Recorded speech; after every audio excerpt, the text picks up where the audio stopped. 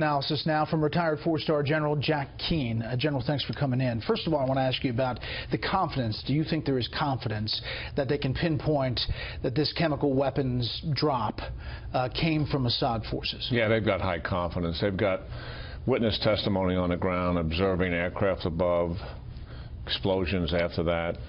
We've got radar that puts the aircraft over the target. All of that airspace there, we cover down 24/7 on. And we've got U.S. intelligence reports that confirm both of those incidents. So we have high confidence. All right, so there are people out there saying, you know, what is the upside here? And it seems like there's a lot of downside. Talk to me about an operation and how it might work. Jennifer touched on some of that. Yeah, well, first of all, I think you begin with your overall strategy. What are you trying to accomplish here? What's your political end state? Tillerson is talking about that already in terms of some kind of regime change.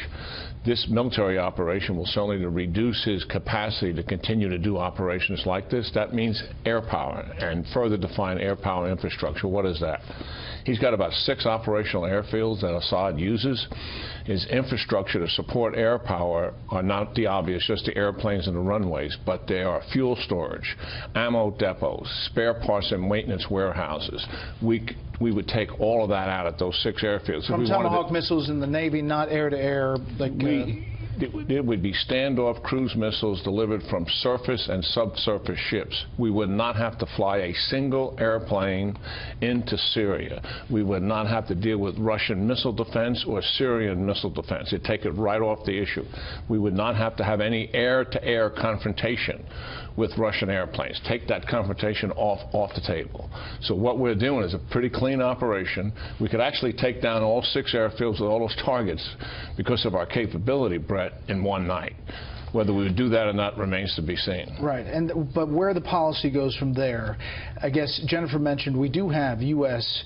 special operators on the ground in Syria, both to the south and north of Raqqa. That has to factor in. Well, they wouldn't be anywhere near where we're conducting these operations to begin with. And I do think we should never lose sight of the fact that we're taking ISIS down, and as soon as we take that down, is also going to be a powerful factor in Syria. And, you know, we just had 3 great visits from the Arab states here with Sisi, who you interviewed, King Abdullah, and also Mohammed bin Salman, the Deputy Crown Prince. What has happened is the traditional and historical relationship with our Sunni Arabs has been revitalized. We've returned to that relationship. Bring them into this. Make them a part of it. They wanted to be a part of this before, and President Obama would not let them be a part of it. But on Russia, how tied is Vladimir Putin to Bashar al-Assad?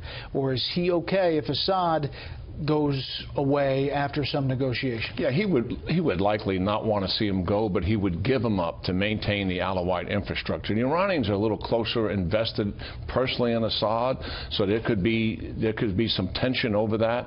But at some point, pressure put on Putin, he would give up Assad. But even if he gave up Assad, from a Syria perspective, from the Syrian people, and also from our own national interests, we just trade one thug for another. Well, I just want to ask you really quickly about 2 tweets, and this is back to 2013. This is Donald J. Trump as civilian.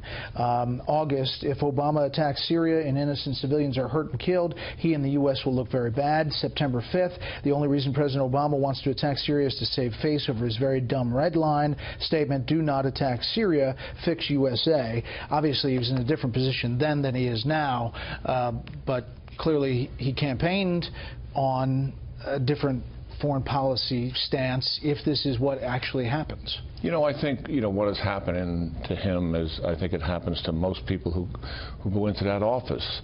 I mean, he certainly burdened, like all of us, from a personal human perspective, seeing a horrific attack on these kids and people's lifestyles like that. But now, what's different for him? He has accountability and he's got responsibility, and that is sobering. And I think that is what is driving him to take some action on behalf of the American people's interest, the stability of the region, and the fact that we have, if you don't take action, you're actually underwriting the use of chemical weapons. And is that a position the United States wants to be in? I think he's saying, no, we got to do something. We will see. General Keane, as always, thank you.